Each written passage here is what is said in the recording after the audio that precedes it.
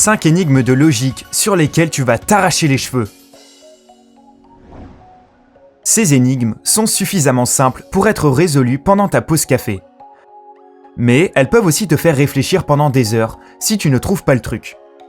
Aujourd'hui, nous te donnons l'occasion d'exercer ton esprit en essayant de résoudre ces petites merveilles de logique. Es-tu prêt à relever le défi ? Ne manque pas le bonus final, une question piège dont la réponse semble évidente. Énigme numéro 1. Les aléas de la route. En changeant une roue, un automobiliste fait tomber par accident les 4 vis dans une bouche d'égout. Il a tout essayé pour les récupérer, mais en vain. Notre homme commence à croire qu'il va devoir passer beaucoup de temps au bord de la route, lorsqu'un garçon apparaît et l'aide à résoudre son problème. En suivant ses conseils, l'automobiliste réussit à fixer sa roue de secours et à conduire sans encombre jusqu'à la station-service la plus proche. Quel a été le conseil du garçon ? Nous te donnons 15 secondes pour réfléchir.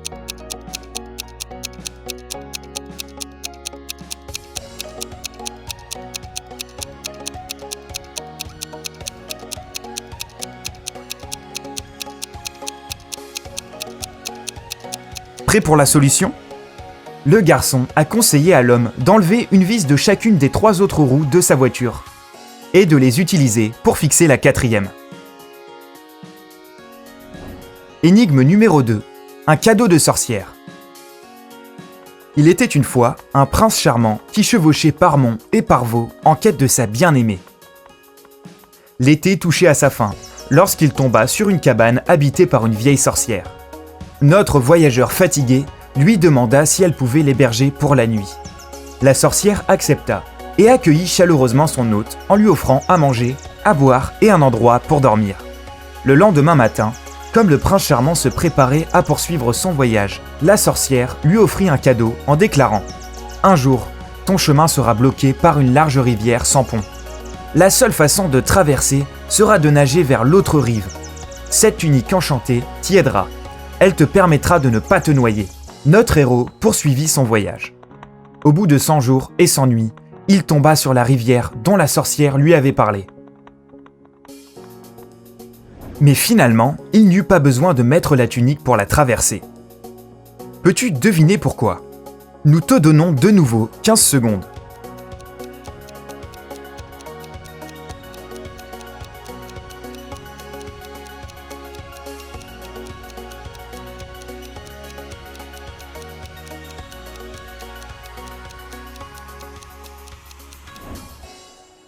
Le prince charmant a croisé la sorcière à la fin de l'été.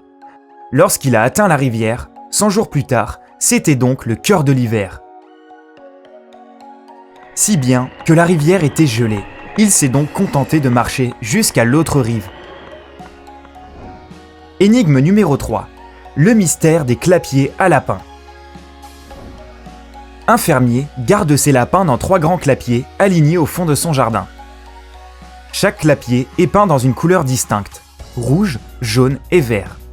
Jusqu'à récemment, le nombre de lapins dans le clapier vert était 2 fois plus élevé que dans le clapier jaune. Puis, un jour, le fermier a pris 5 lapins du clapier de gauche et les a donnés à l'école du village. Il a aussi pris la moitié des lapins qui restaient dans ce même clapier et les a placés dans le clapier rouge. Peux-tu deviner la couleur du clapier de gauche ?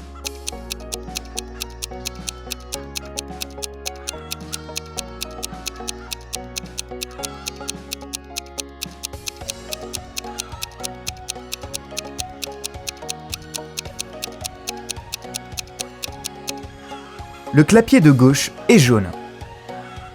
Nous savons qu'au départ, le nombre de lapins dans le clapier vert est 2 fois plus élevé que dans le clapier jaune.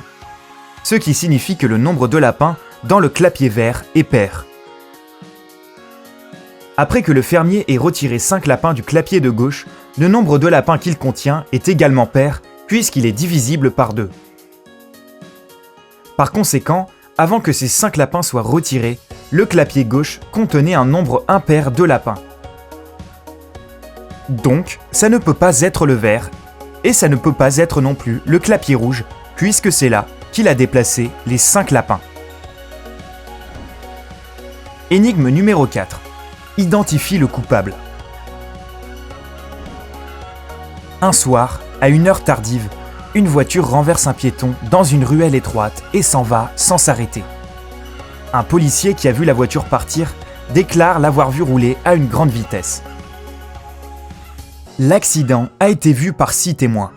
Ils fournissent les informations contradictoires suivantes. La voiture était bleue et elle était conduite par un homme. La voiture roulait très vite et ses phares étaient éteints.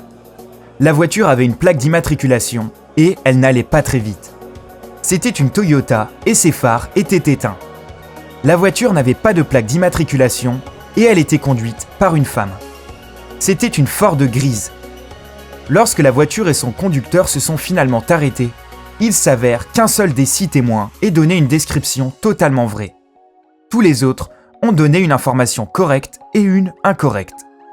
Sachant cela, peux-tu répondre aux questions suivantes? Quelle est la marque de la voiture? Quelle est la couleur de la voiture? La voiture roulait-elle vite ou lentement? Avait-elle une plaque d'immatriculation? Avait-elle ses phares allumés? Le conducteur était-il un homme ou une femme? Cette énigme est assez compliquée. C'est pourquoi nous te donnons 25 secondes pour la résoudre. Prends ton temps, pas de précipitation.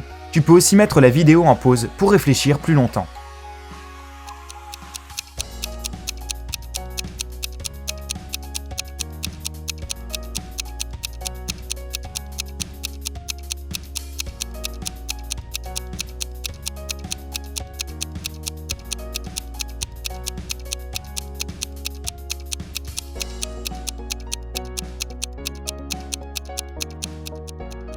Prêt pour la solution?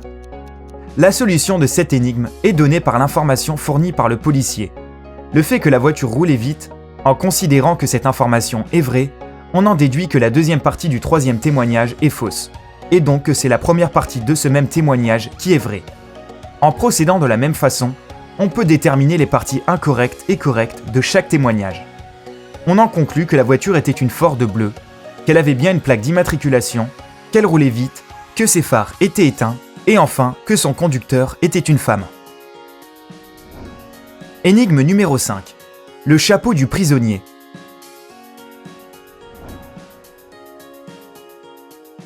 Quatre détenus sont alignés sur des marches. Ils regardent tous dans la même direction, et un mur sépare le quatrième des 3 autres. Donc pour résumer, le prisonnier numéro 1 peut voir le 2 et le 3. Le prisonnier numéro 2 peut voir le 3. Les prisonniers numéro 3 et 4 n'en voient aucun autre. Les prisonniers portent des chapeaux. On leur a dit qu'il y avait 2 chapeaux noirs et 2 chapeaux blancs. Mais ils ne connaissent pas la couleur du chapeau qu'ils portent. On leur dit que pour être libérés, l'un d'eux doit annoncer la couleur de son chapeau, une fois qu'il en est absolument sûr. Ils n'ont pas le droit de se retourner ou de changer de place. Ils n'ont pas le droit de se parler. Ils n'ont pas le droit de retirer leur chapeau. Quel prisonnier va annoncer la couleur de son chapeau et pourquoi?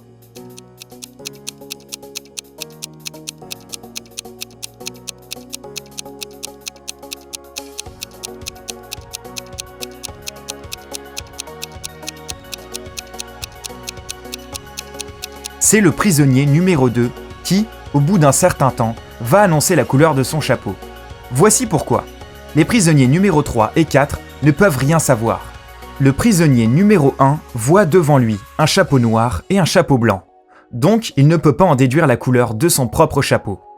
Le prisonnier numéro 2 voit un chapeau noir. Mais s'il portait lui aussi un chapeau noir, alors le prisonnier numéro 1 aurait su qu'il avait un chapeau blanc. Comme le prisonnier numéro 1 ne dit rien, le prisonnier numéro 2 en conclut qu'il porte un chapeau blanc. As-tu réussi à résoudre cette énigme? Alors, voici notre bonus. Peux-tu citer une chose que toute l'humanité fait en même temps? Nous te donnons 5 secondes.